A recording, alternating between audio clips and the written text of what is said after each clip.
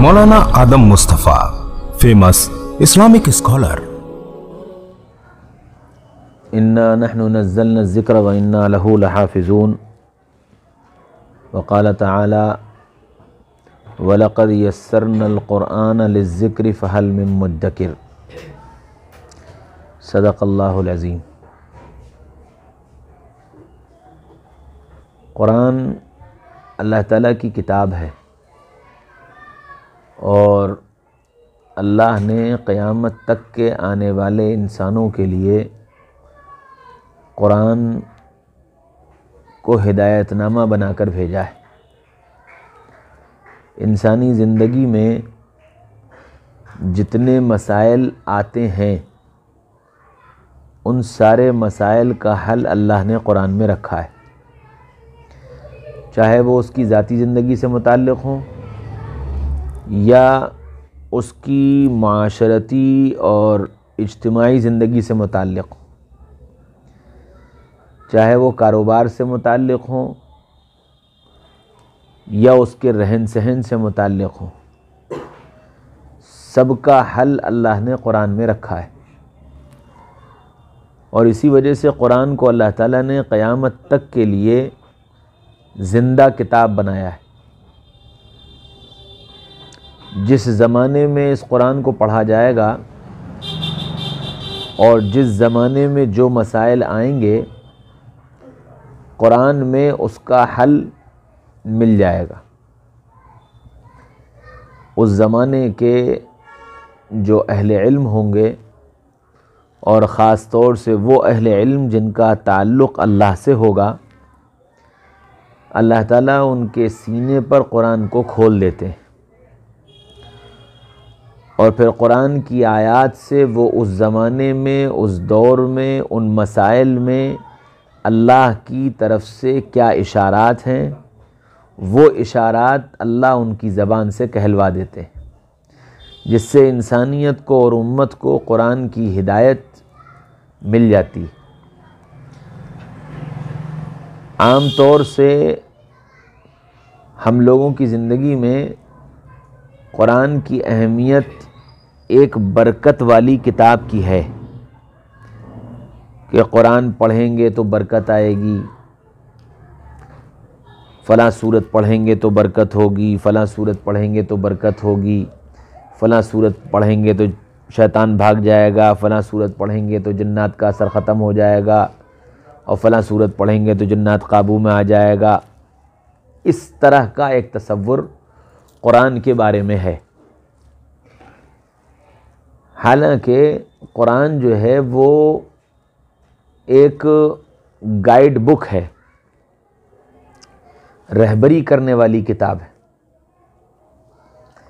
अब सबसे बड़ा मसला ये है कि चूँकि हम अरबी पढ़े हुए नहीं और अरबी जानते नहीं, तो अब कुरान सिर्फ सवाब की नीयत से पढ़ते भी हैं और सवाब की नीयत से सुनते भी हैं कि भाई कुरान पढ़ लेंगे तो सवाब मिलेगा, कुरान सुन लेंगे तो सवाब मिलेगा।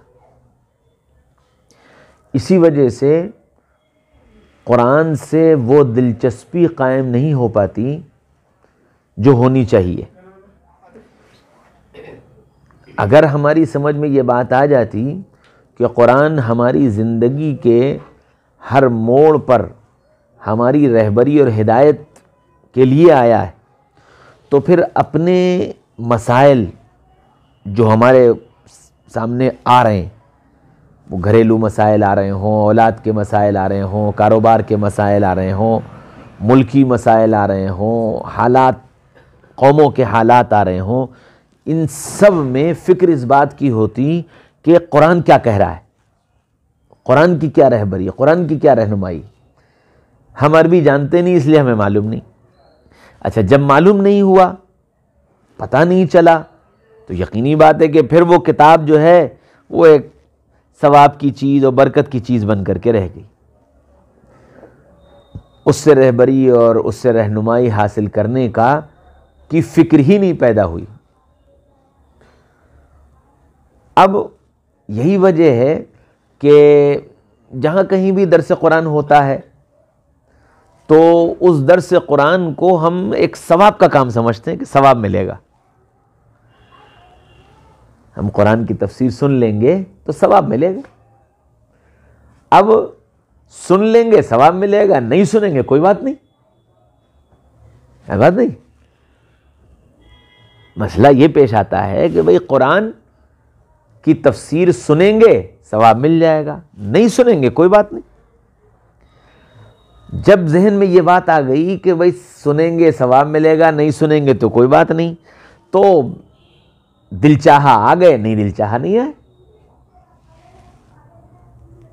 اس کو اپنی ضرورت نہیں سمجھا کہ یہ قرآن کی تفسیر, قرآن کے معانی اور مطالب اور قرآن کے اشارات یہ میرے لیے ایسے ہی ضروری ہیں جیسے کھانا اور پانی ضروری,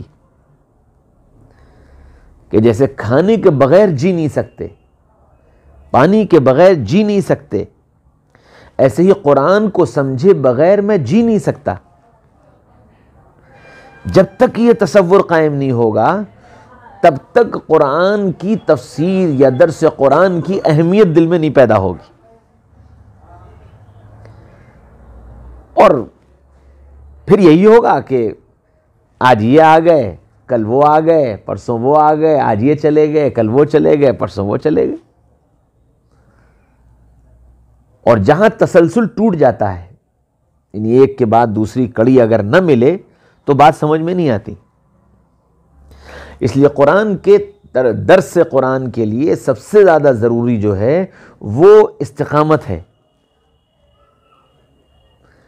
اسی وجہ سے اب ہم لوگ مجبوراً پھر کیا کرتے ہیں کہ سلسلے وار درس نہیں کرتے.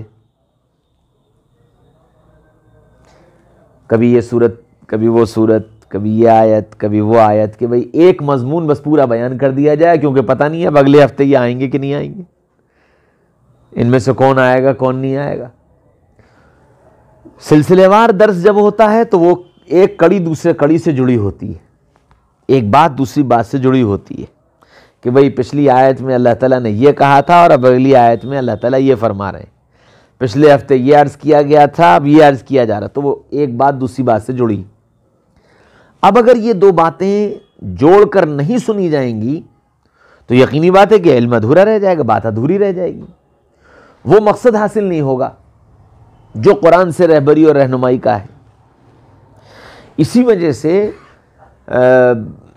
اس زمانے میں ہمارے اساتذہ اور ہمارے علماء کا یہ ایک خاص علمی ذوق ہے کہ قرآن کی جب وہ تفسیر بیان کرتے ہیں, درس دیتے ہیں, تو جو ماضی میں علماء کرام اور مفسرین کرام نے جو کچھ آیات کے ضمن میں اپنے اقوال بیان کیے, ان سب کو بیان کرنے کے بعد عام طور پر اب اس زمانے میں جو ہمارے بڑے اساتذہ اور بڑے علماء ہیں وہ یہ ضرور بتاتے ہیں کہ اس وقت قرآن کی ان آیات میں ہمارے لیے کیا رہنمائی,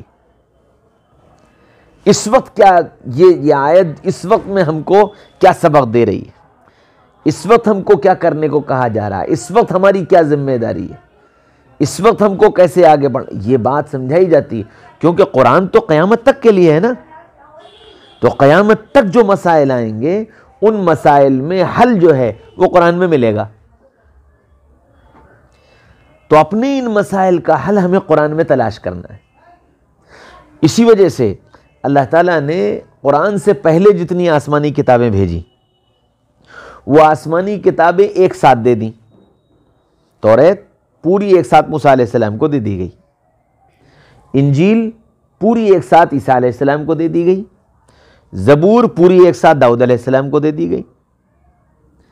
اس میں احکامات بھی بیان کر دیے گئے, واقعات بھی سنا دیے گئے, جو کچھ بھی تھا وہ سب ایک ساتھ, یہ لو بھئی یہ توریت ہے, یہ لے جاؤ, اس کو پڑھو, اس کو سناؤ, اس کو سکھاؤ, اس کو سمجھاؤ, کام ختم ہو گیا. لیکن قرآن کے ساتھ اللہ تعالیٰ کا معاملہ یہ رہا کہ قرآن حالات کے مطابق اترتا رہا.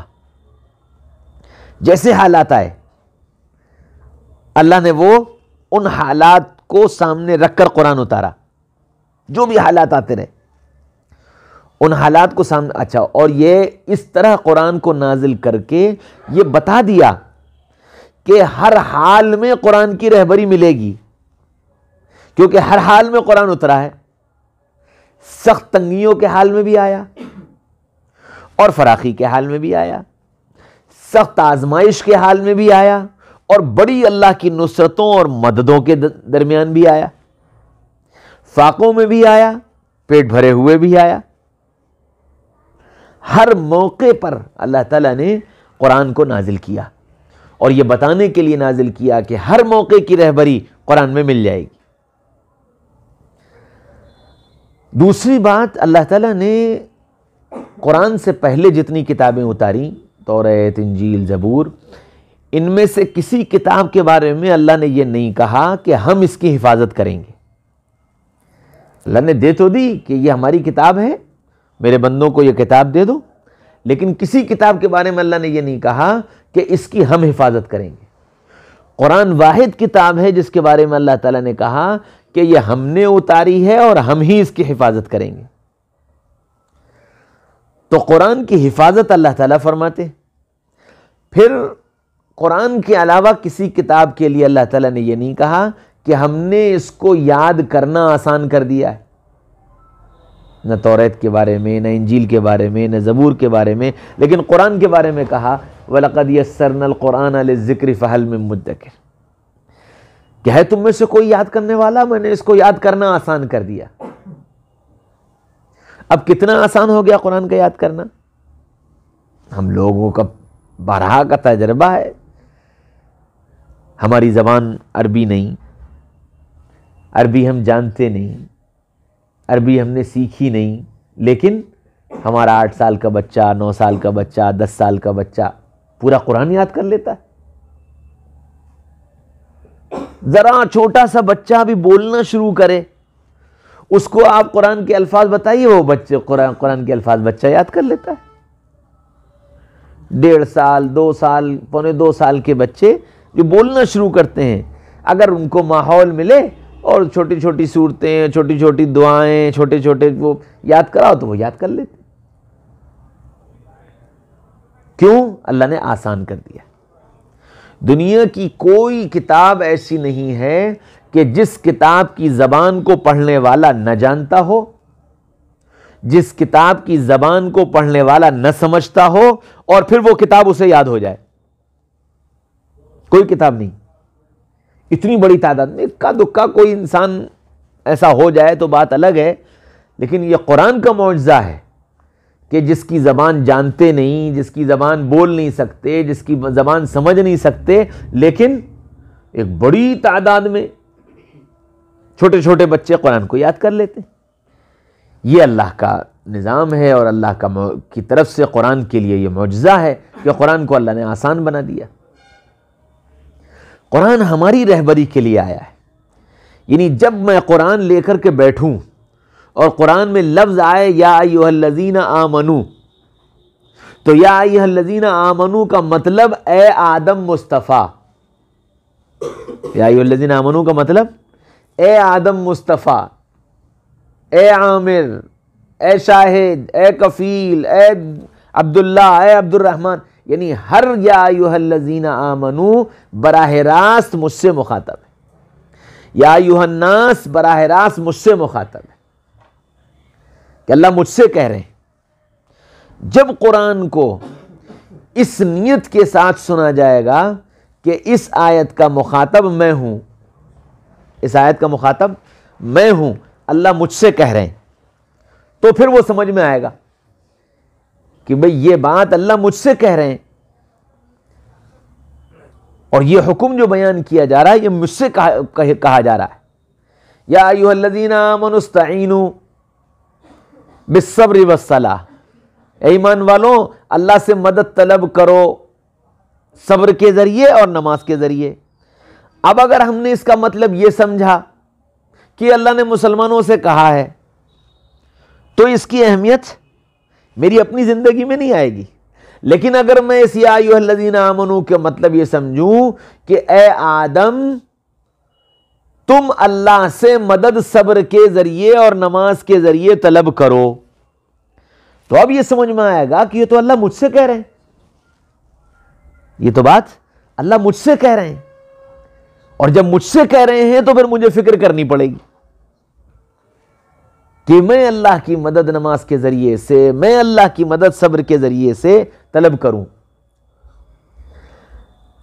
قرآن کے احکامات اور قرآن کی آیات جب ہمارے سامنے آتی ہیں یا ان کی تفسیر ہمارے سامنے آتی ہے یا ان کی تشریح ہمارے سامنے آتی ہے، شیطان اس دھوکے میں ڈال دیتا ہے کہ یہ بات اللہ نے مسلمانوں سے کہی ہے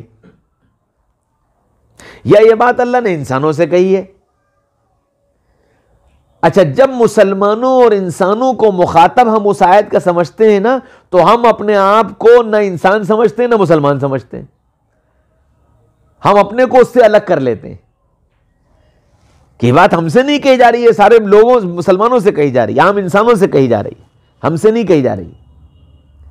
اس وجہ سے قرآن کا وہ حکم ہماری زندگی میں عملی طور پر داخل نہیں ہو پاتا۔ اس لیے سب سے پہلی بات ضروری یہ ہے کہ قرآن کا مخاطب ہر فرد اپنے آپ کو سمجھے کہ یہ قرآن کی آیت براہ راست مجھ سے مخاطب ہے، مجھ سے کہی جا رہی ہے، یہ بات، یہ عمل مجھے بتایا جا رہا ہے، یہ کام کرنے کو مجھ سے کہا جا رہا ہے، اس کام سے مجھے روکا جا رہا ہے، اس کام سے مجھے منع کیا جا رہا ہے، میں ایسا نہ کروں، میں یہ نہ کروں، میں وہ نہ کروں، ساری چیزوں سے میں براہ راست اس قرآن کا مخاطب ہوں۔ اب جب میں براہ راست مخاطب ہوں تو پھر مجھے فکر ہوگی کہ میں نے روزانہ میرا معمول ایک پارہ قرآن پڑھنے کا ہے، میں نے ایک پارہ پڑھ لیا، اس ایک پارے میں اللہ نے مجھ سے کیا کیا کہا، اس ایک پارے میں اللہ مجھ سے کیا چاہتے ہیں، کیا کرنے کا حکم دے رہے ہیں، کیا کرنے سے منع کر رہے ہیں، یہ تو مجھے پتہ چلنا چاہیے نا۔ اگر نہیں پتہ چلا تو زندگی ایسی گزر جائے گی اور قرآن کے دور پہ دور ختم ہوتے رہیں گے۔ ہم رمضان میں تراویح میں قرآن سنتے رہیں گے، اپنی تلاوت کرتے رہیں گے، ثواب سے انکار نہیں ہے۔ قرآن اتنی بابرکت کتاب ہے کہ اس کا ایک لفظ سمجھ میں نہ آئے، لیکن قرآن کے پڑھنے والے کو ایک حرف پر 10 نیکی ملیں گی۔ اور پھر حضرت عبداللہ بن مسعود نے صاف کہہ دیا کہ میں یہ نہیں کہتا کہ الف لام میم ایک حرف ہے، الف ایک حرف، لام ایک حرف، میم ایک حرف۔ گویا اگر کسی شخص نے الف لام میم کہہ لیا تو 30 نیکی مل گئی۔ تو قرآن کے پڑھنے پر ثواب ملنا یہ ایک بالکل الگ چیز ہے، قرآن کے پڑھنے پر ثواب کا ملنا یہ ایک بالکل الگ چیز ہے، اور قرآن پر ہماری زندگی کا آ جانا یہ ایک بالکل الگ چیز ہے۔ ثواب کمانے کے بہت سارے راستے ہیں، ان راستوں میں ایک بہت عظیم الشان راستہ ہے قرآن کی تلاوت، بہت بڑا راستہ ہے کہ اس قرآن کی تلاوت سے اللہ کا قرب ملے گا، اس قرآن کی تلاوت سے اللہ کی محبت ملے گی، اس قرآن کی تلاوت سے اللہ کا تعلق ملے گا، اس قرآن کی تلاوت سے جنت کے درجات ملیں گے، یہ سب اپنی جگہ پر۔ لیکن قرآن جو زندگی لے کر کے آیا ہے، قرآن کے حلال کو حلال جان کر اختیار کرنا، قرآن کے حرام کو حرام جان کر چھوڑ دینا، قرآن کے بتائے ہوئے طریقے پر اپنے معاملات کو لے آنا، قرآن کے بتائے ہوئے طریقے پر اپنی تجارتوں کو لے آنا، قرآن کے بتائے ہوئے طریقے پر اپنی ازدواجی زندگی گزارنا، قرآن کے بتائے ہوئے ترتیب پر اپنے بچوں کی تربیت کرنا، قرآن کی بتائی ہوئی ترتیب پر اپنی عبادات کو لانا، قرآن کی بتائی ہوئی ترتیب پر اپنے معاملات کو قائم کرنا، یہ ایک بالکل الگ چیز ہے۔ قرآن یہ سب سکھانے کے لیے آیا ہے، اولادوں کی تربیت سکھانے قرآن آیا، کاروبار کرنا سکھانے قرآن آیا، معاملات کرنا سکھانے قرآن آیا، دشمنوں کی دشمنیوں کو دوستی میں کیسے بدلنا ہے یہ سمجھانے کے لیے قرآن آیا. دشمنوں سے اگر مقابلہ کرنا ہے تو کیسے مقابلہ کرنا یہ سمجھانے کے لیے قرآن آیا. دشمن کو اپنا محبوب بنا لینا یہ کیسے ممکن ہے یہ سمجھانے کے لیے قرآن آیا. قرآن اخلاقی زندگی کو سدھارنے کے لیے آیا. ہماری زبان کے بول کیسے ہوں یہ سکھانے کے لیے قرآن آیا. ہماری یاری دوستی کیسی ہو یہ بتانے کے لیے قرآن آیا. تو قرآن نے تو ایک ایک پہلو پر اور ایک ایک موقع پر ہماری رہبری اور رہنمائی کی. اب یقینی بات ہے کہ 70-80 سالہ زندگی اور اس 70-80 سالہ زندگی میں جو مسائل آئیں گے تو یقینی بات ہے کہ وہ ایسے تو ہوں گے نہیں کہ 1 گھنٹے میں اور آدھے گھنٹے میں حل ہو جائیں. یہ 1 گھنٹے اور آدھے گھنٹے میں اس کی رہبری معلوم ہو جائے. جب زندگی بھر کی ہدایت قرآن میں موجود ہے تو پھر زندگی بھر قرآن سے تعلق قائم رکھنا پڑے گا.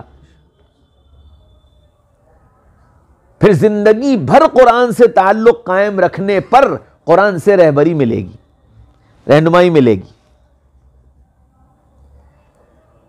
ہم یہ چاہتے ہیں کہ بس وہ 1 ہفتہ 2 ہفتے میں جو ہے مول صاحب پورا قرآن سمجھا دیں, ہماری بھی چھٹی ہو ان کی بھی چھٹی ہو.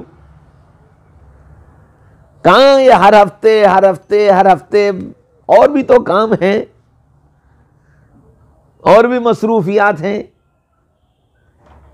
میرے بھائیوں دوستوں جی بزرگوں, کبھی کھانے کے بارے میں سوچا کہ روز روز کھانا آج 50 سال ہو گئے, روز صبح شام صبح دوپہر شام کھانا. ارے بھائی کھا لو 1 مرتبہ, چھٹی کرو. کبھی سوچا؟ جس طرح جسم کے لیے اگر 100 سال جیئیں گے تو 100 سال 3 وقت کھانے کی ضرورت, اسی طرح ہمارا جسم اللہ اور اس کے رسول کے بتائے ہوئے طریقوں کے مطابق استعمال ہو, اس بات کو سمجھنے کے لیے اگر 100 سال جیئیں گے تو 100 سال قرآن سے رہبری اور رہنمائی کی ضرورت. ہر موقع پر کوئی مر جائے تو کیا کرو, مرنے والا مال چھوڑ جائے تو کیا کرو, نہ چھوڑ جائے تو کیا کرو, اولادیں چھوڑ جائے تو کیا کرو, نہ چھوڑے تو کیا کرو, بیوی چھوڑ جائے تو کیا کرو, نہ چھوڑے تو, یہ سب قرآن نے بتایا ہے. قرآن ان سب کو بتانے کے لیے آیا. ہم نے سب بھلا دیا, سب چھوڑ دیا, تو اب منمانی کر رہے ہیں جس کی جو مرضی. کبھی لڑکیوں کا حق مار لیا, کبھی لڑکوں کا حق مار لیا, کبھی بہنوں کا حق مار لیا, کبھی بیوی کا حق مار لیا.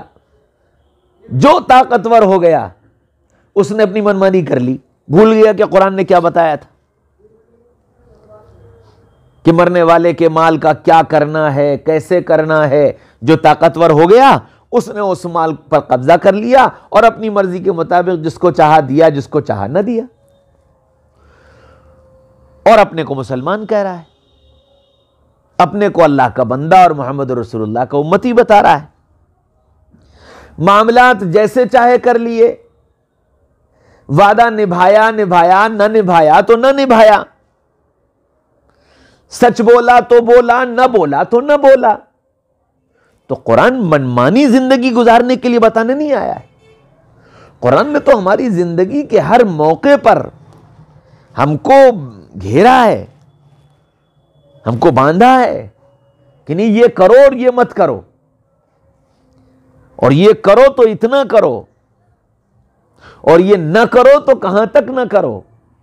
قرآن یہ سب بتانے کے لیے آیا ہے. جو چیزیں لذتوں کی ملیں تو ان لذتوں میں اتنے آگے بڑھ گئے کہ سب بھول گئے. قرآن نے اس کی بھی حد قائم کی کہ لذت کہاں تک. اب یہ سب کچھ جو ہے یقینی بات ہے کہ یہ 1 دن میں, 2 دن میں, 4 دن میں, ہفتے میں, مہینے میں یہ تو نہیں ہو پائے گا. اس پہ تو پوری زندگی لگانی پڑے گی. مدرسے میں ایک عالم 10 سال پڑھتا ہے اور 10 سال پڑھنے کے بعد جب وہ مدرسے سے نکلتا ہے تو ہمارے اساتذہ ہم کو اس بات کی اجازت نہیں دیتے ہیں کہ بس اب تم پڑھ لکھ کر فارغ ہو گئے. اس کا مطلب ہم لوگوں کو جو اجازت ملتی ہے وہ اس کی اجازت نہیں ہے کہ بس اب جاؤ پڑھ لکھ کر فارغ ہو گئے اب تمہیں کوئی ضرورت نہیں. بلکہ ہمارے اساتذہ یوں کہا کرتے تھے کہ مدرسے کی 10 سال کی پڑھائی کے بعد ہم جو آپ کو سند دیتے ہیں وہ سند اس بات کی دیتے ہیں کہ اب آپ قرآن اور حدیث سے متعلق کتابوں کو خود سے دیکھنے کے پڑھنے کے لائق ہو گئے ہیں. اب آپ خود سے پڑھنا شروع کریے. ابھی تک تو آپ کو ضرورت تھی ہر قدم پر استاذ کی، بتانے والے کی، رہبری کرنے والے کی، ہر قدم پر ضرورت تھی. یہ 10 سال آپ نے اس طرح گزار لیے. اب ہم کو ایسا لگتا ہے کہ اب آپ کے اندر اتنی استعداد پیدا ہو گئی ہے کہ آپ کتاب خود سے پڑھ سکتے ہیں، تو اب آپ خود سے پڑھنا شروع کریے. حضرت علامہ مولانا فخامہ اور مفتی صاحب اور مفتی اعظم صاحب اور فلاں صاحب، یہ جتنے القاب ہیں نا، یہ سارے القاب اس بات کے ہیں کہ اب آپ کتاب پڑھنا شروع کریے، خود سے پڑھنا شروع کریے. ابھی تک تو آپ اس کے محتاج تھے کہ آپ کا استاذ آپ کو بتائے کہ یہاں پر یہ حدیث جو بیان کی گئی اس کا یہ بھی مطلب ہے اور یہ بھی مطلب ہے اور یہ بھی مطلب ہے، قرآن کی اس آیت کے اس لفظ کا یہ بھی مطلب ہے اور یہ بھی مطلب ہے اور یہ بھی مطلب ہے. اب آپ کتاب اٹھائیے اور ڈھونڈیے کہ یہاں پر اس موقع پر ہم کو یہ جو 3 مطلب بتائے گئے ان میں سے کون سا بتانا ہے، یہاں کس کی ضرورت ہے. اب آپ اس لائق ہیں کہ آپ کتابیں دیکھیے. تو قرآن اتنا بڑا علم ہے کہ اتنا وقت گزارنے کے بعد پھر اجازت ملتی ہے کہ اب قرآن سے متعلق جو کتابیں ہیں اب خود سے پڑھو، حدیث سے متعلق جو کتابیں ہیں خود سے پڑھو. اور ساری زندگی آدمی پڑھتا رہے قرآن کے علوم ختم نہیں ہوں گے. ساری زندگی آدمی کتابیں چھانتا رہے اور کتابیں پڑھتا رہے اور اپنی زندگی اس میں لگائے رہے تو ساری زندگی کے بعد بھی قرآن کے علوم ختم ہونے والے نہیں ہیں. سینکڑوں تفسیریں لکھی جا چکی قرآن کی، بلکہ ہزاروں سے اوپر لکھی جا چکی، لیکن ہر لکھنے والا قرآن کی آیت کا ایک الگ انداز پیش کر دیتا ہے، اور پھر اس کا پڑھنے والا یا اس کا سننے والا اس کو پڑھ کر یا سن کر انگشت بدندہ رہ جاتا ہے کہ وہ واقعتاً یہ بات تو ہم نے پہلے سنی نہیں. جیسے آگرہ میں قرآن کا درس ہوتا ہے تو سورہ فرقان کا آخری رکوع ہے وَعِبَادُ الرَّحْمَنِ الَّذِينَ يَمْشُونَ عَلَى الْأَرْضِ هَوْنًا وَإِذَا خَاطَبَهُمُ الْجَاهِلُونَ قَالُوا سَلَامًا. یہ پورا رکوع ہے. اس رکوع کی تشریح بڑے بھیا نے کی. اتفاق ایسا ہوا کبھی ہمارا جانا ہوا تو ہم نے کی، ہم نے بھی اسی رکوع کا انتخاب کر لیا.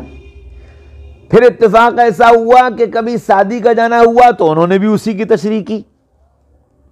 پھر اتفاق ایسا ہوا کہ انیس کا جانا ہوا تو انہوں نے بھی اسی کی تشریح کی. پھر اتفاق ایسا ہوا کہ کبھی ایسا موقع آیا تو بھیا نے پھر دوبارہ اس کی تشریح کی. تو وہ جو مستقل اس قرآن کے درس میں آنے والے تھے وہ ان میں سے ایک صاحب مجھ سے کہنے لگے کہ میں اس آیت کی، اس رکوع کی تقریباً اسی مسجد میں 8 مرتبہ تشریح سن چکا ہوں، اور 8 مرتبہ میں 5 لوگوں سے الگ الگ، اور آپ ہی میں سے کسی سے 2 مرتبہ اور 3 مرتبہ سن لی، اور ہر مرتبہ سارے مضمون الگ، ہر مرتبہ سارے مضمون الگ، کہ بالکل الگ انداز، بالکل الگ بات. یہ قرآن کی خوبی ہے، یہ قرآن کا معجزہ ہے. اللہ تعالیٰ نے قرآن کے اندر یہ صفت رکھی. وقت اور حالات کے اعتبار سے اللہ اپنے بندوں کے سینے پر کھولتے ہیں کہ اس وقت اس آیت کے ضمن میں امت کو یہ بات سمجھانے کی ضرورت ہے. اس لیے قرآن ایک ایسا علم ہے اور ایک ایسی کتاب ہے جو ہر زمانے میں نئی ہے اور ہر دن نئی ہے.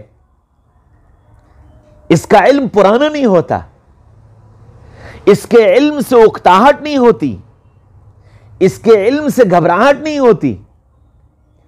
ہر دن ایک آیت بار بار سنائی جائے اور بار بار اس کا مطلب بتایا جائے، سننے والے کا شوق بڑھتا ہی چلا جائے گا. یہ نہیں سوچے گا ارے یار ابھی کل تو سنائی تھی پھر بیٹھ گئے وہی سنانے. آپ دیکھو الحمدللہ رب العالمین ہر نماز میں صرف اگر 4 رکعت کی فرض پڑھ رہے تو 4 مرتبہ پڑھ رہے ہیں. کیا بھائی پڑھ رہے نہیں پڑھ رہے ہیں؟ پھر سنت میں بھی پڑھ رہے ہیں، نفل میں بھی پڑھ رہے ہیں، تہجد میں بھی پڑھ رہے ہیں، اشراق میں بھی پڑھ رہے ہیں، چاشت میں بھی پڑھ رہے ہیں. وہ ابھی آج تک کسی نے کہا کہ صاحب الحمدللہ رب العالمین پڑھتے پڑھتے طبیعت اکتا گئی؟ امام صاحب صبح سے لے کر کے اور رات تک 21 مرتبہ آپ سورہ فاتحہ پڑھ رہے ہیں اور جو جہری نمازیں اس میں ہم سن بھی رہے ہیں اور بار بار سن رہے ہیں، لیکن نہ سن کر گھبراہٹ ہوتی ہے، نہ سن کر اکتاہٹ ہوتی ہے، نہ امام صاحب کو پڑھنے میں اکتاہٹ ہوتی. کیوں؟ اللہ نے اس قرآن کے اندر یہ لذت رکھی ہے، جب سنا جائے گا تب نیا لگے گا، جب پڑھا جائے گا تب نیا لگے گا. یہ خوبی ہے قرآن کی. تو جس طرح اس کے الفاظ میں یہ خوبی ہے، اسی طرح اللہ تعالیٰ نے اس کے علوم میں بھی یہی خوبی رکھی. ہم میں سے ہر ایک قرآن کے سمجھنے کا محتاج ہے. یوں سمجھ لو کہ جس نے قرآن نہیں سمجھا اس کی زندگی ادھوری ہے. اس نے دین کی الف با تا کو بھی نہیں سمجھا، جس نے قرآن کو نہیں سمجھا. اس سے بڑی بات اور نہیں ہو سکتی کہ جیسے زندہ رہنے کے لیے کھانا ضروری ہے، پانی ضروری ہے، اسی طرح ایمان اور اعمال کی زندگی کے لیے قرآن کا سمجھنا ضروری ہے. جو آپ دیکھتے ہیں نا کہ ہر مسجد میں امام صاحب جو ہے وہ فجر کی نماز کے بعد قرآن کا ترجمہ بیان کرتے ہیں، قرآن کی تفسیر بیان کرتے ہیں. یہ دیوانے پاگل تھوڑی ہیں، ایک ذمہ داری ہے، یہ قرآن کا حق ہے. اب یہ تو ہم سننے والوں کی کوتاہی ہے کہ نہ سنیں، وہ اپنی ذمہ داری پوری کر رہے ہیں.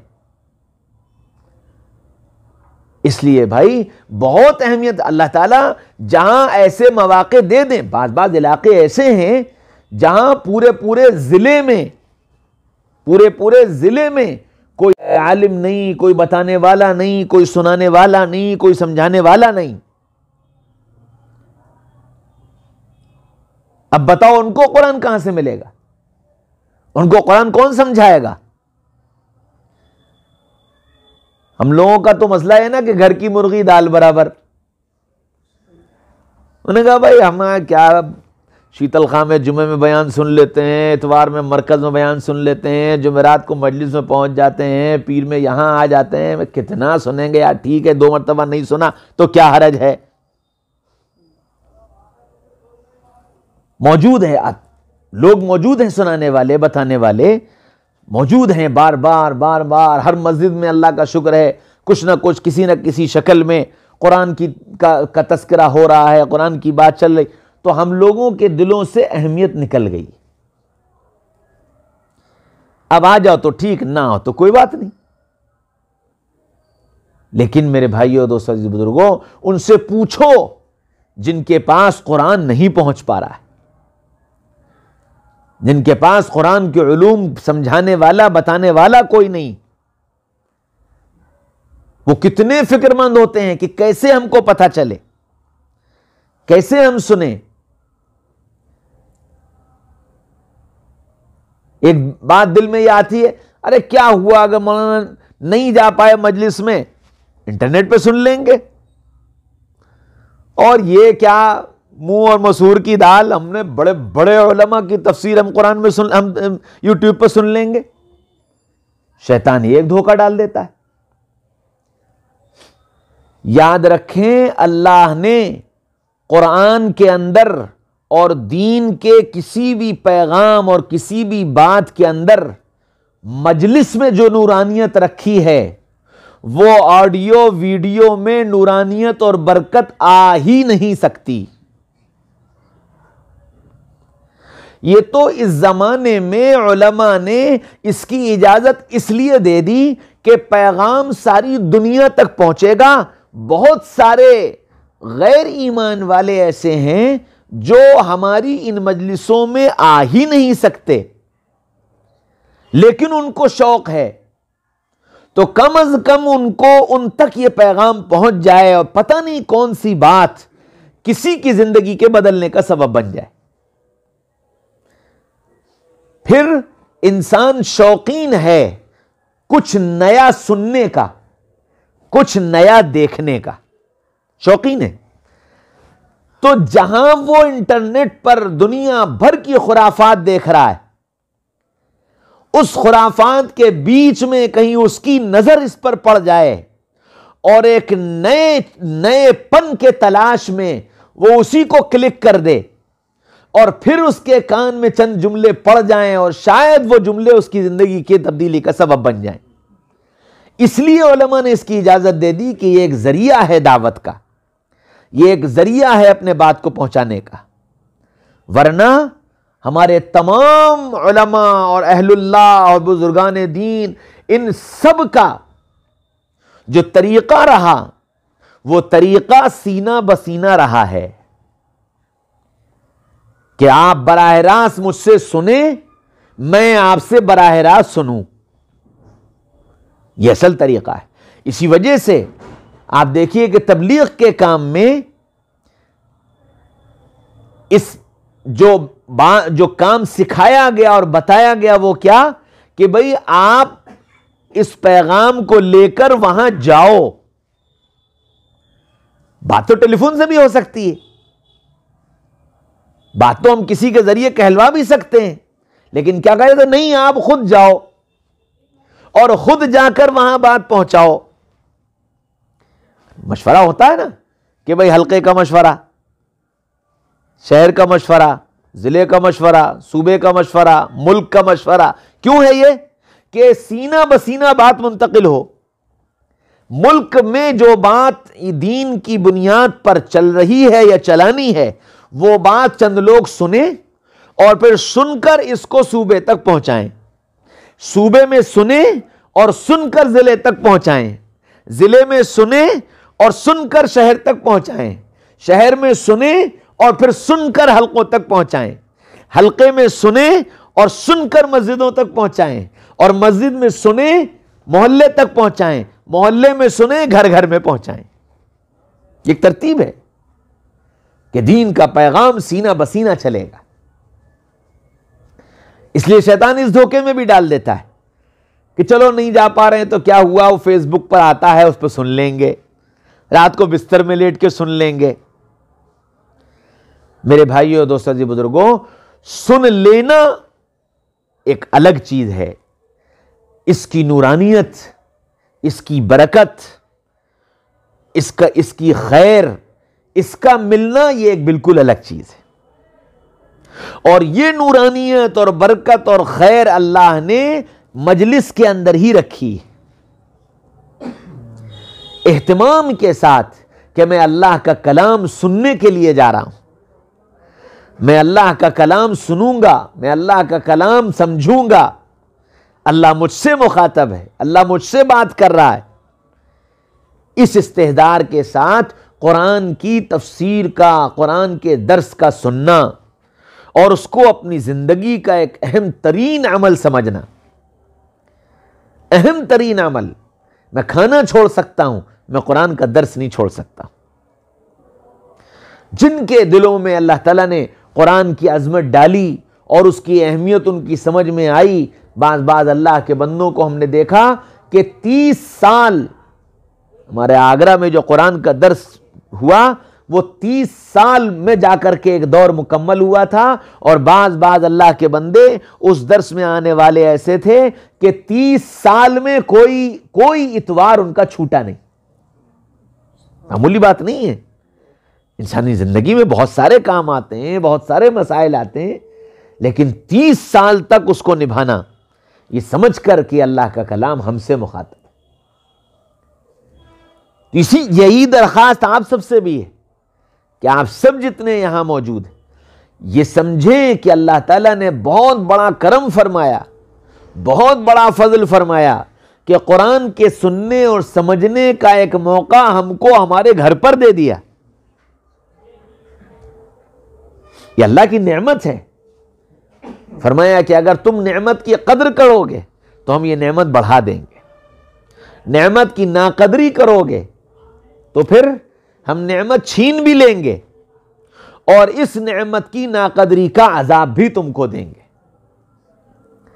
اس لیے اس پر خوب اللہ کا شکر ادا کرنا چاہیے کہ اللہ تیرا شکر ہے کہ تو نے اپنے کلام کے سننے اور سمجھنے کا ایک موقع ہم کو ہمارے محلے میں، ہمارے گھر پر، ہمارے علاقے میں دے دیا ہے۔ جب آپ اس کو اتنی اہمیت دو گے تو پھر آپ کی شرکت بھی آسان اور دوسروں کو شریک کرنا بھی آسان، کہ آپ اہتمام کے ساتھ خود بھی شریک ہوں اور اپنے ملنے جلنے والوں کو دعوت دے کر شریک کریں۔ آپ لوگ وہ نہیں ہیں جن کو فون کر کر کے دعوت دی جائے، آپ لوگ وہ ہیں جو دوسروں کو دعوت دے کر ساتھ لے کر آئیں۔ تب ہے بات کہ آپ نے اس کو اہمیت دی، تب ہے بات کہ آپ نے اس کو اپنی ضرورت سمجھا، تب ہے بات کہ آپ نے اس کو اپنی غذا جانا۔ اگر آپ کو بھی فون کر کر کے دعوت دینی پڑے گی تو پھر اس کا مطلب یہ ہے کہ ابھی آپ کی زندگی میں اس کی اہمیت نہیں آئی، آپ ایک ثواب کی چیز سمجھ رہے ہیں، موقع مل گیا آ گئے، نہیں ملا نہیں آئے۔ نہیں بھائی، یہ بہت بڑا اللہ کا کرم اور اللہ کا فضل ہے کہ اللہ نے قرآن کو سمجھنے اور سمجھانے کے مواقع ہم کو دے دیے۔ اور میں تحدیث بن نعمت کے طور پر کہتا ہوں، اس وقت انیس میاں یہاں موجود نہیں ہیں، اللہ تعالیٰ نے بہت صلاحیت دی ہے، اس کو بہت صلاحیت دی، قرآن فہمی اللہ نے اس کو عطا فرمائی، قرآن کو سمجھتا ہے، بڑوں کی باتوں کو بہت جلدی اخذ کر لیتا ہے، بہت چھوٹی عمر ہے لیکن ماشاءاللہ وہ کتاب کو پڑھتا ہے تو کتاب کے مضامین کو وہ چند صفحوں اور چند سطروں کو پڑھ کر پورے کتاب کا مضمون سمجھ لیتا ہے کہ اس کتاب میں ہے کیا۔ اللہ نے اتنی اسے صلاحیت دی، یہ اللہ کی ایک نعمت ہے، یہ اللہ کی طرف سے ہے، ہر ایک کو نہیں ملتی۔ وہ نعمت اللہ نے آپ کو دے دی کہ آپ کے درمیان وہ آ رہے ہیں، آپ کے درمیان وہ قرآن کو لے کر بیٹھ رہے ہیں، سن رہے ہیں، سنا رہے ہیں، سمجھا رہے ہیں۔ پھر اللہ کا بہت بڑا احسان ہے کہ سمجھانے کی استعداد اس کے اندر ہے، تو ان سب اس کی قدردانی کریں، ورنہ وقت تو گزر رہا ہے، وقت گزر رہا ہے، وہ اپنا کام کر رہے ہیں، اپنی ذمہ داری پوری کر رہے ہیں۔ اس جو وقت ہے، جو کام ہے، اس کام کے ذریعے سے مجھے نفع پہنچ جائے، مجھے نفع پہنچ جائے میری ذات کو۔ جو بات سمجھ میں نہ آئے بے کھٹک پوچھیں کہ بھائی مول صاحب آج آپ نے یہ بات سمجھائی، ابھی میری سمجھ میں نہیں آئی، اس کو ذرا آپ مجھے یا تو اکیلے میں سمجھا دو یا پھر سے سمجھا دو، انشاءاللہ پھر وہ بات سمجھ میں آئے گی، عملی طور سے اس کو زندگی میں لانا آسان ہوگا۔ جو آپ قرآن سنتے ہیں، قرآن کی جو تفسیر یا تشریح آپ کے سامنے آتی ہے، اس کو اگر آپ کو اپنی زندگی میں لانے میں دشواری آ رہی ہے تو اس کا بیٹھ کر مذاکرہ کریں، اس کو پوچھیں کہ یہ ہم کیسے لا سکتے ہیں اپنی زندگی میں، عملی طور سے کیسے داخل کر سکتے ہیں، اس کا مذاکرہ کریں۔ جو بات سمجھ میں نہیں آئی اس کو پوچھیں. علم پوچھنے سے بڑھتا ہے، سیکھنے والے کا بھی اور سکھانے والے کا بھی. سیکھنے والے کا بھی اور سکھانے والے کا بھی. کیونکہ اگر آپ نے کوئی سوال کیا، یقینی بات ہے، ہو سکتا ہے کہ بتانے والا اس سوال کے متعلق اس وقت اس کا علم مستحضر ہو، وہ آپ کو جواب دے دے. ہو سکتا ہے کہ آپ کے سوال پر اس کا علم اس لائن کا اس وقت مستحضر نہ ہو، تو وہ پھر کتاب اٹھائے گا، اور اس کتاب کے اٹھانے سے اس کے علم میں اضافہ ہوگا، اس کا علم بڑھے گا. تو علم میں سوال و جواب دونوں کے علم کا اضافہ کا سبب بنتا ہے، سننے والے کا بھی اور سنانے والے کا بھی. اسی لیے قرآن کہتا ہے فَاسْأَلُوا أَهْلَ الذِّكْرِ إِن كُنتُمْ لَا تَعْلَمُونَ. تم اگر کوئی بات نہیں جانتے ہو تو بار بار جاننے والوں سے پوچھو، معلوم کرو. لیکن وقت، حالات، موقع، ان سب کی مناسبت سے عام طور سے اب لوگ مصروف زیادہ ہو گئے ہیں تو واٹس ایپ پر پوچھ لیتے ہیں. کوئی حرج نہیں ہے، ٹھیک ہے، ضرورت ہے، پوچھ سکتے ہیں. لیکن اس بات کا خیال رکھنا چاہیے، کوئی بھی سوال ہم پوچھ رہے ہیں تو اس میں دو باتیں ذہن میں رہنی چاہیے کہ جو سوال میں پوچھ رہا ہوں، اس سوال کے جواب سے میرا دینی فائدہ کیا ہوگا. جو سوال میں پوچھ رہا ہوں، اس سوال سے میرا دنیاوی فائدہ کیا ہوگا. جو سوال میں پوچھ رہا ہوں، اس سوال سے میں کون سے دینی نقصان سے بچوں گا. جو سوال میں پوچھ رہا ہوں، اس سوال سے میں کون سے دنیاوی نقصان سے بچوں گا. اگر اس سوال کے ذریعے سے میرا کوئی دینی یا دنیاوی نفع ہو رہا ہے، میں کوئی دینی یا دنیاوی نقصان سے بچ رہا ہوں، تو ضرور پوچھنا چاہیے. اور اگر میرے اس سوال سے نہ کوئی دینی فائدہ، نہ کوئی دنیاوی فائدہ، نہ کوئی دینی نقصان، نہ کوئی دنیاوی نقصان، تو پھر یہ سوال لغو ہے، بیکار ہے. جیسے ایک دن ایک صاحب نے مجھ سے واٹس ایپ پر سوال کیا، اور سوال یہ کیا کہ مولانا یہ بتائیے کہ جنت میں دودھ کی نہریں ہوں گی، یہ آتا ہے حدیث کے اندر، تو اب یہ بتاؤ کہ دودھ کچا ہوگا کہ پکا ہوگا، دودھ میں ملائی ہوگی کہ نہیں ہوگی. اب یہ سوال بالکل فضول سوال ہے، کوئی مطلب نہیں ان سوالوں کا. قرآن دوسری جگہ کہہ رہا ہے وَلَكُمْ فِيهَا مَا تَشْتَهِي أَنفُسُكُمْ وَلَكُمْ فِيهَا مَا تَدَّعُونَ. جنت میں وہ ملے گا جس کی تمہیں خواہش ہوگی. تو وہ سوال جو میری زندگی کی ضرورت ہے، بالکل کرنا چاہیے، بار بار کرنا چاہیے. لیکن ایسے سوالات جن کا کوئی دینی دنیاوی نفع نہیں، اس سے سوائے وقت کی بربادی کے اور کچھ نہیں ہوتا. اور علم کا خاصہ یہ ہے کہ آپ جتنی اہمیت کے ساتھ علم کو حاصل کرنے کی کوشش کریں گے، اتنا اس علم سے نفع ہوگا. اب ایک علمی سوال پیدا ہوا، اس سوال کا جواب، ایک راستہ یہ ہے کہ میں واٹس ایپ پر بھیج دوں اور جواب مانگ لوں. دوسرا راستہ یہ ہے کہ میں براہ راست فون کر لوں اور جواب مانگ لوں. اور تیسرا راستہ یہ ہے کہ میں خود چل کر جاؤں اور جا کر معلوم کروں.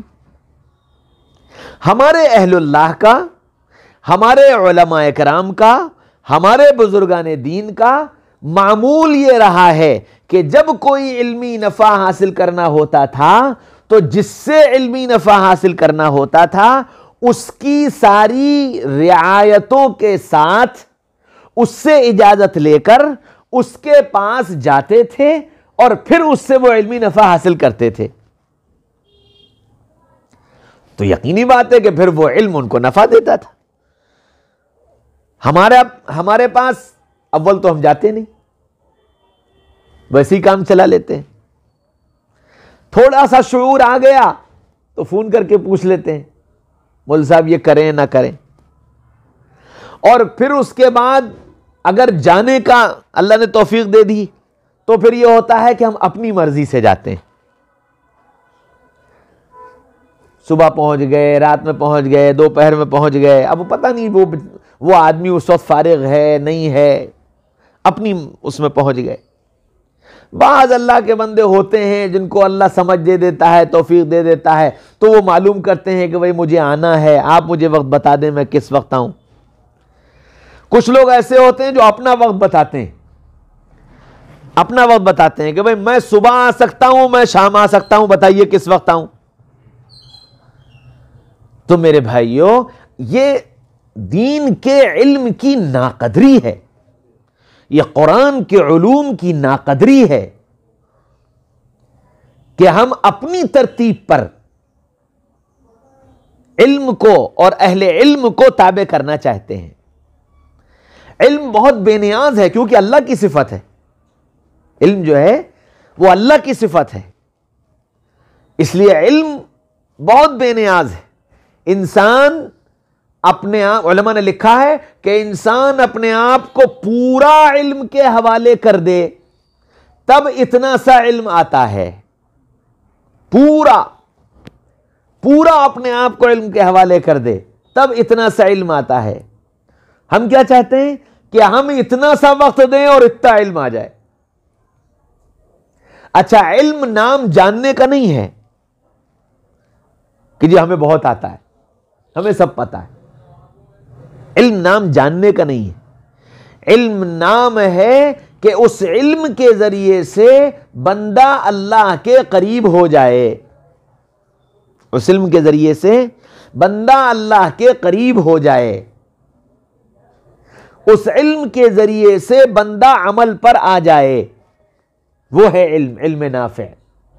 اللہ کے نبی صلی اللہ علیہ وسلم نے جو دعا تعلیم فرمائی، اللہم انا نسألک علما نافعا، اے اللہ ہم آپ سے ایسے علم کا سوال کرتے ہیں جو ہمیں نفع پہنچانے والا، معلومات بڑھانے والا نہیں، نفع پہنچانے والا، جو ہمارے لیے نافع بنے. اچھا، آدمی کو اردو کی چند کتابیں پڑھنا آ گئیں، اردو کی ایک دو کتاب پڑھ لی، تو اب وہ یہ سمجھتا کہ جب مجھے تو بہت علم آتا ہے، میں تو سب قرآن کی تفسیر بھی پڑھ لی، میں نے تو یہ بھی پڑھ لیا، میں نے تو وہ بھی پڑھ لیا، اور اب میں اس لائق ہو گیا ہوں کہ میں دوسروں کو سکھاؤں، میں دوسروں کو بتاؤں. حالانکہ صحابہ کے زمانے سے یہ معمول ہے. حضرت عمر ابن خطاب رضی اللہ عنہ نے، ان کے زمانے میں ایک بہت بڑے عالم تھے اور بڑا زبردست علم تھا اور بڑی زبردست صلاحیت تھی. جہاں بیٹھ جاتے تھے ان کی علمی گفتگو کو سننے کے لیے ہزاروں ہزار کی بھیڑ جمع ہو جاتی تھی.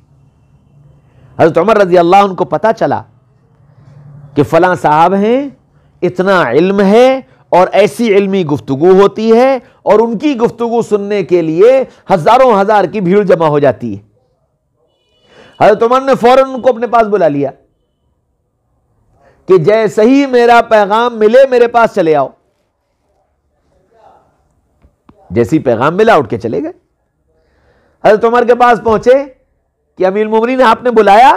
کہ ہاں بلایا. حکم؟ فرمایا کہ جب مجلس میں آ کر بیٹھوں میرے پاس آ کر بیٹھ جاؤ، میں اٹھ کر جاؤں اٹھ کر اپنے کمرے میں چلے جاؤ. بہت اچھا. ایک دن، 2 دن، 1 مہینہ، 2 مہینے، 6 مہینے گزر گئے، کوئی بات نہیں، کوئی کام نہیں، آؤ بیٹھو چلے جاؤ. 6 مہینے گزر گئے. 6 مہینے کے بعد پوچھا امیر المومنین اب کیا حکم ہے؟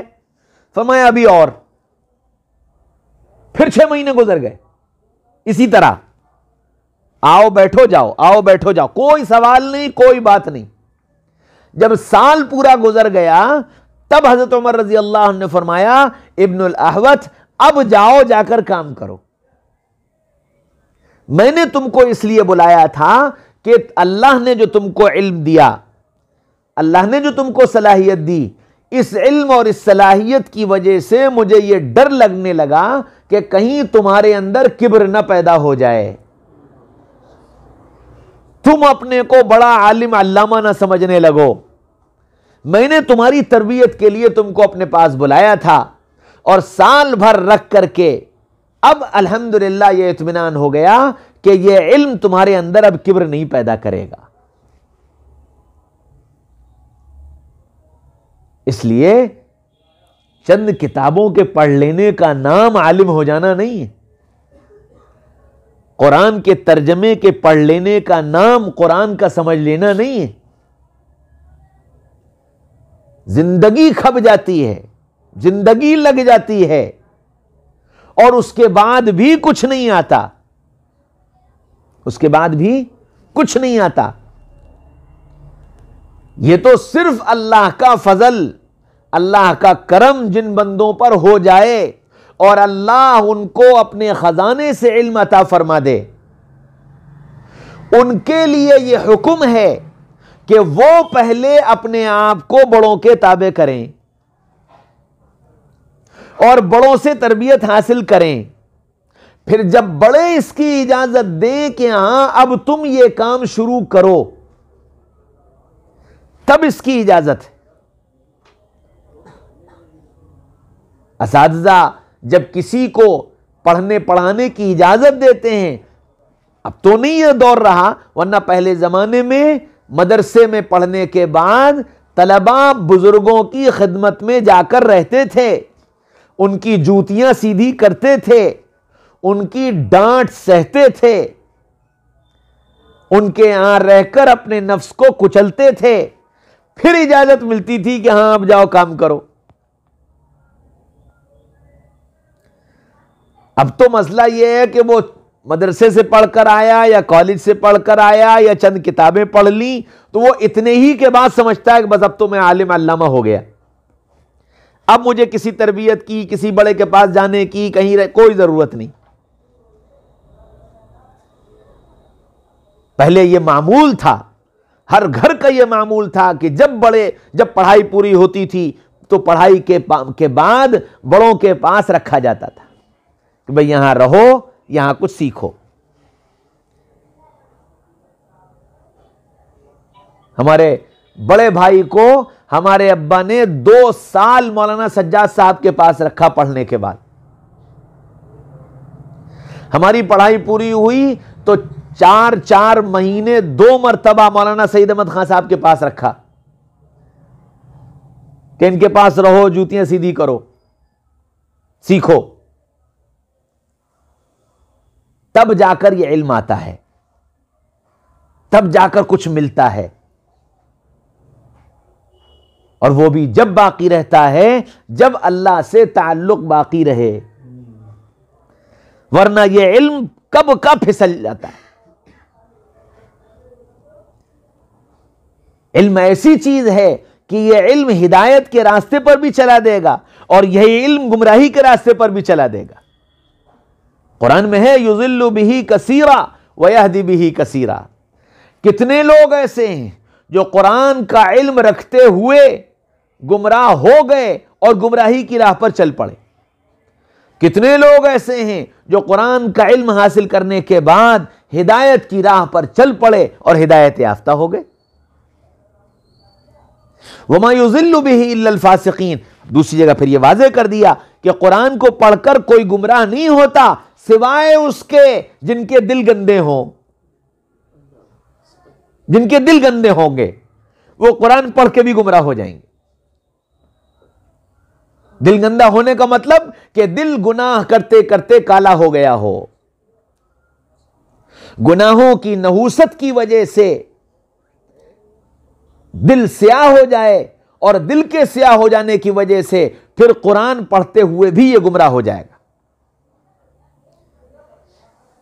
دین کا کام کرتے ہوئے بھی یہ گمراہ ہو جائے گا، نمازیں پڑھتے ہوئے بھی یہ گمراہ ہو جائے گا، اگر گناہ نہ چھوٹے، اگر دل صاف نہ ہوا۔ قرآن کہہ رہا وما یضل بہ الا الفاسقین، قرآن پڑھ کر کوئی گمراہ نہیں ہوگا الا الفاسقین، سوائے ان لوگوں کے جن کے دل گندے ہوں۔ اس لیے دل کو پاک صاف کرنا کہ میرا دل گندا نہ ہونے پائے، نہ اعمال کے اعتبار سے اور نہ کسی ایمان والے کی طرف سے۔ ہاں، علماء نے لکھا ہے کہ مرید وہی مراد تک پہنچتا ہے، مرید وہی مراد تک پہنچتا ہے جس کا دل پاک صاف ہو، جس کا دل پاک صاف ہو وہ مراد تک پہنچ جائے گا۔ اس لیے قرآن سے نفع وہی اٹھائے گا جس کا دل پاک صاف ہو۔ تو اپنے دل کو پاک صاف رکھنا قرآن کے علوم سے نفع کا سبب بنے گا۔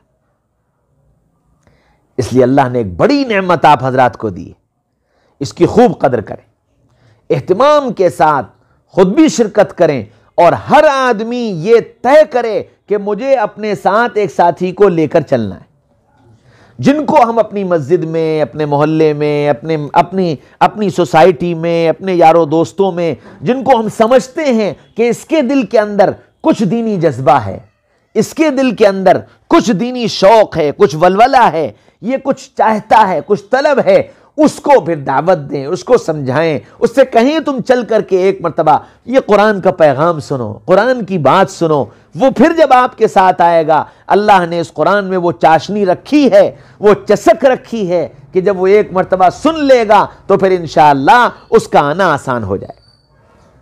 خوب فکر کے ساتھ اتنی محنت کریں کہ یہ گھر چھوٹا پڑے، یہ کمرہ نہیں، یہ گھر چھوٹا پڑے، اور کوئی بڑی بات نہیں، صرف آپ کی نیتوں کی ضرورت ہے، آپ کے ارادوں کی ضرورت ہے، اور یہ ساتھ میں ایک لالچ بھی اپنے لگا لو کہ میں کسی ایک کو لے آیا اور اس کے کسی کے دل میں ایک بات بھی اگر اتر گئی، میری نماز پتہ نہیں قبول ہوگی نہیں ہوگی، میرا روزہ پتہ نہیں قبول ہوگا نہیں ہوگا، میری تلاوت، میرا ذکر، میری دعوت، میری محنت کچھ پتہ نہیں کیسی ہے، اللہ کے یہاں کیا بنے گا، اس کا کچھ ملے گا یا منہ پر لپیٹ کر مار دی جائے گی۔ لیکن اگر کوئی اللہ کا بندہ میری دعوت پر یہاں آ گیا اور اس کے دل میں کوئی ایک بات اتر گئی، پھر وہ ٹوٹا پھوٹا الٹا سیدھا کیسا بھی عمل کرے گا، اللہ مجھے خالص عمل کا اجر دے گا، اور وہ میری نجات کا سبب بن جائے گا۔ کل قیامت کے میدان میں کتابوں میں لکھا ہے، محمد رسول اللہ صلی اللہ علیہ وسلم کے بعض امتی ایسے کھڑے ہوں گے کہ ان کے پیچھے بڑی بڑی جماعتیں ہوں گی، اور دیکھنے والے یہ پوچھیں گے یہ کون سے نبی ہیں، یہ کون سے نبی ہیں؟ تو فرشتے ان کو بتائیں گے یہ نبی نہیں ہیں، یہ محمد رسول اللہ صلی اللہ علیہ وسلم کے امتی ہیں، یہ خود بھی چلے اور انہوں نے محنت کر کے لوگوں کو ایمان اور اعمال اور قرآن اور شریعت اس پر لانے کی کوشش کی، یہ اتنی بڑی تعداد ان کی کوششوں سے قرآن اور سنت پر چلنے والی بن گئی جو آج ان کے پیچھے کھڑی ہوئی۔ فرمایا امتی پچھلے قوموں کے نبیوں سے آگے بڑھ جائیں گے، کہ بعض نبی ایسے ہوں گے جن کے پیچھے 8 آدمی اور 10 آدمی ہوں گے۔ آپ اس سے اندازہ لگاؤ کہ حضرت نوح علیہ السلام 950 سال محنت کی ہے، اور اس 950 سال میں آپ کے ساتھ تیار ہونے والے کل 80-85 آدمی تھے۔ گویا اب نوح علیہ السلام کے ساتھ کل قیامت کے میدان میں 80-85 آدمی کھڑے ہوں گے، اور محمد رسول اللہ صلی اللہ علیہ وسلم کا امتی ذرا سی فکر اور محنت پر ایک آدمی کی زندگی کے بدلنے کا سبب بنا، اس کی ذریعے سے نہ جانے کتنے انسانوں کو ہدایت ملی، وہ سب اس کے پیچھے آ جائیں گے، سب اس کے پیچھے آ جائیں گے۔ ہمارے حضرت مولانا سید احمد خان صاحب رحمۃ اللہ علیہ فرمایا کرتے تھے کہ کل قیامت کے میدان میں اگر اللہ مجھ سے پوچھے گا سعید کیا لے کر آئے ہو، تو میں کہوں گا کہ 2 لوگوں کو لے کر آیا، ایک طارق جمیل اور ایک سجاد نعمانی، کہ دونوں کی تربیت ہمارے حضرت مولانا سید احمد خان صاحب نے کی۔ حضرت مولانا سجاد صاحب 10 سال مولانا کی خدمت میں رہے، اور حضرت مولانا طارق جمیل صاحب 10 سال مسلسل رہے اور 10 سال اسفار میں ساتھ رہے، 20 سال مولانا کی خدمت میں رہے۔ اور اب دیکھ لو طارق جمیل صاحب لاکھوں انسانوں کی زندگیوں کے بدلنے کا سبب بن گئے۔ اب بتاؤ مولانا سعید احمد خان صاحب کے پیچھے کتنی لمبی لائن ہوگی؟ کہ ایک آدمی پر محنت کر کے اس کو بنا دیا اور وہ صلاحیت والا تھا اور اس صلاحیت والے کے پیچھے ہزاروں لاکھوں بندے چلے گئے. تو اس لیے اس محنت کو معمولی مت سمجھو کہ میں قرآن کی دعوت دے کر اور قرآن کی تفسیر میں لاؤں گا کون بڑی بات ہے, کوئی آ گیا تو کیا ہوا, نہیں آیا تو کیا ہوا. نہیں بھائی, پتہ نہیں کون سا باصلاحیت انسان, اور قرآن تو ہے ہی انٹلیکچوئلز کے لیے, قرآن تو ہے ہی سمجھدار لوگوں کے لیے. اسکول اور کالجز کے پڑھنے والے, پڑھانے والے, اپنے اساتذہ, اپنے ساتھی, ان کو لے کر کے آؤ. جو وہ طبقہ جو کسی دوسرے عنوان پر نہیں آپ جوڑ پاتے ہیں, قرآن کے عنوان پر ان کو جوڑنے کی کوشش کرو.